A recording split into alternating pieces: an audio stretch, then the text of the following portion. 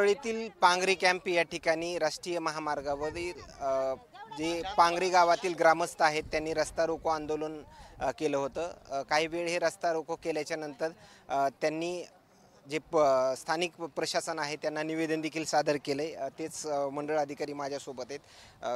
काय निवेदन त्यांनी दिले आणि कारवाई कशा संदर्भात होणार? त्यांची मागणी आहे दारूबंदी आणि गतिरोधक बसवायची मेन। तर चारही गतिरोधक बसवायसाठी आम्ही जिल्हाधिकारी महोदयांना लेखी निवेदन कळविणार आहेत। त्यांनी निवेदन दिलेलं आहे, त्याची पूर्तता करून घेऊ आम्ही। त्यांची बैठक सुद्धा लावलेली आहे तहसीलदार साहेबांनी। दारूबंदी संदर्भात आपल्या म्हणजे महसूल प्रशासनाला काही म्हणजे संबंधित प्रशासनाला पोलीस प्रशासनाला काही आदेश वगैरे तसे काढण्यात येणार? आमच्याकडून नाही, त्यांना SP साहेबाकडून आदेश दिलेले आहेत दारूबंदीसाठी इथल्या ग्रामीण पोलीस स्टेशनच्या PIला, त्याप्रमाणे ते कारवाई करतील। या ठिकाणी जी गतिरोधकची जी परिस्थिती पाहताय आवश्यकता आहे असं तुम्हाला वाटतं? बिलकुल आवश्यकता आहे, गतिरोधक पाहिजेतच। 4 गतिरोधक पाहिजेत, पांगरी कॅम्प आणि चौक या ठिकाणी गतिरोधक शाळा आहे, तर त्याच्यामुळे गतिरोधक आवश्यक आहेत। हे गतिरोधक केले नाहीत म्हणजे प्रशासनानं कुठंतरी दुर्लक्ष केले असं म्हणावं लागेल। पूर्ण रस्ता गेला तरी गतिरोधक बनले नाही, प्रशासनाचा याच्यामध्ये सध्या तरी काही विषय नाही। आता काम चालूच आहे, ह्या म्हणजे कन्स्ट्रक्शन कंपनी जे आहे ते काम चालू आहे। पण याच्यामध्ये दुसरा एक मुद्दा होता, या रस्त्याचं जे निकृष्ट काम झालेलं आहे, तर ह्या रस्त्याच्या संरचनात्मक लेखापरीक्षणाचं एक मागणी होती याच्यामध्ये, म्हणजे स्ट्रक्चरल ऑडिट करायचं आहे। आज ह्या रस्त्याला तडे गेलेले आहेत, काही ठिकाणी खालीवरी झालेले, त्याच्यामुळं जो काही वाहनाचा वेग असतो त्या वेगावर ड्रायव्हर कंट्रोल करू शकत नाही, त्यामुळे ॲक्सिडेंटचं प्रमाण वाढणार आहे। दुसरी गोष्ट आहे की काही ठिकाणी नाले केलेले आहेत, नाल्या फुटून गेलेले आहेत।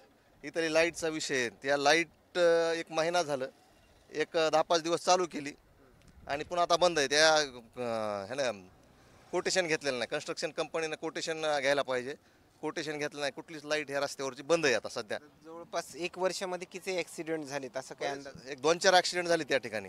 त्याच्यामुळे आणखी भविष्यामध्ये रस्ता जर व्यवस्थित पूर्ण झाला तर स्पीड वाढणार आहे वाहनांची, आणि वाहनाची स्पीड वाढल्यानं हे रस्ता पूर्ण ह्या लोकवस्तीमधून जातोय, येणारे जाणारे। इथं शाळा आहेत, इथं कारखाना परिसर आहे आणि इथं ये जा भरपूर, वर्दळ भरपूर आहे, त्याच्यामुळे इथं गतिरोधक असणं आवश्यक म्हणजे आवश्यक आहे। हे जे रस्ता रोको केलं या अगोदर कधी केलं होतं काही पहिल्यांदाच केलं? नाही, पहिलीच वेळ आहे रस्त्याच्या गतिरोधकासाठी, पहिलीच वेळ आहे। आणि दारूबंदीसाठी या अगोदर केलेलं आहे।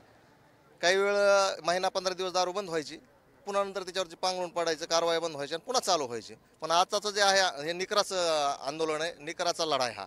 याच्यामध्ये जर समजा उद्या भविष्यामध्ये जरी आणखी ह्या दारू विक्रेत्यांनी किंवा दारू काढणाऱ्यांनी जर काही हे केलं तर त्यांच्यावर आम्ही ग्रामपंचायत मार्फत आणि पोलीस प्रशासनामार्फत तडीपारीची कारवाई करण्यापर्यंत आम्ही नेऊन जाणार आहेत।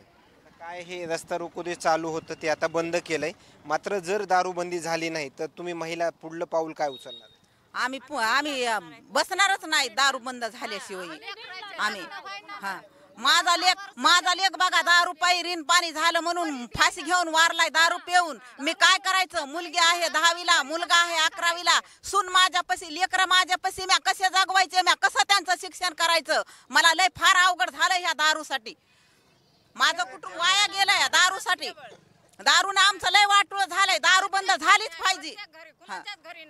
दारू माराय उठायला येतं अंगावर, प्रत्येक घरी आहे हे दारूचं। 200 रुपये मिळवावे बायकुला, लेकरायला अनाकड बघतात लेकरं, आम्ही बघता खायचं कुठं आहे? भांडणं तंडणं, दारू नाही प्यायलेच भांडणं कुठले होते? दारू आपल्या गावात नसल्यास कुठं जाते? परळीला दारू पियाला कुठं जाणार आहे? आता जे काय तुम्ही हे रस्ता थोडं बाजूला या, जे रस्ता रोको आंदोलन तुम्ही माघार घेतलंय, तुमच्यामध्ये पोलीस प्रशासनामध्ये काही चर्चा वगैरे झाली? काय पोलिसांनीच केलंच नाही ना। पोलिसाची गाडी राऊंड मारून जाते, लगेच दारूचा डबे चालूच फुकण्या फुकीत बसतात लगेच। पहिल्या तर या दरम्यान येत असलेल्या प्रतिक्रिया मात्र आणखीन काही नवीन अपडेट्स मिळतील का हे पाहणं तेवढंच महत्त्वाचं ठरणार आहे। मात्र पोलीस प्रशासनाचे काही अधिकारी देखील या ठिकाणी आले होते, मात्र त्यांनी अद्यापही प्रतिक्रिया दिल्या नाहीत। जे परळीचे ग्रामीण पोलीस ठाण्याचे पोलीस निरीक्षक आहेत या संदर्भामध्ये ते काही प्रतिक्रिया देतील का हे पाहणं तेवढंच महत्त्वाचं ठरणार आहे। कॅमेरामॅन सोबत सूर्य दुसबिडिया, बीड, परळी।